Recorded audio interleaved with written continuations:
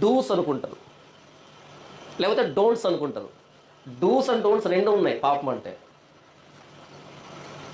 దేవుడు వద్దన్న దాన్ని చేసేదాన్ని పాపం అని అంటారు, దేవుడు చేయమని చెప్పిన దాన్ని చేయకపోవడం పాపం అని అంటారు. మనం ఏమనుకుంటాం? నేనేం చేశాను? ఎవరైనా చంపానా?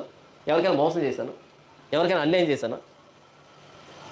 అంటే అతిక్రమిస్తేనే పాపం అనుకుంటారు. కాదు, ఆయన చెప్పిన దాన్ని చేయకపోవడం కూడా, వద్దు అన్నదాన్ని చేయడం పాపం, చేయమని చెప్పిన దాన్ని చెయ్యకపోవడం పాపం. ఏం చేయమన్నాడు ఆయన? నీ దేవుణ్ణి నీ పూర్ణ హృదయంతో, పూర్ణాత్మతో, పూర్ణ వివేకంతో, పూర్ణ బలంతో ప్రేమించాలి. ప్రేమించకపోతే పెద్ద పాపం, ప్రధాన పాపం. అది ప్రధాన ఆజ్ఞ అయితే, ప్రధాన ఆజ్ఞ అతిక్రమిస్తే ప్రధాన పాపం. మనం దేని పాపం అనుకుంటాం? నిన్ను వల్ల నీ సహోదరుని ప్రేమించు అనే రెండో దగ్గరికి వచ్చి, నా పక్కవాడికి ఏం చేయలేదు నేను అని అనుకుంటాం. ఫస్ట్ది పోయిందని తెలియదు మనకి. కాబట్టి బైబుల్ చాలా స్పష్టంగా ఏం చెప్తుందంటే, సువార్త యేసు ప్రభు ఏం చెప్తాడంటే, సెలువు మీద నుంచి, నీతిమంతులు లేడు, ఒక్కడు లేడు, అందరూ చెడిపోయిన వాళ్ళే. మీరు చెడిపోయారు కాబట్టి, పాపం చేశారు కాబట్టి, నేను పరలోకాన్ని వీడి శరీరధారిగా ఈ లోకానికి రావాల్సి వచ్చింది. వస్తే సరిపోయిందా?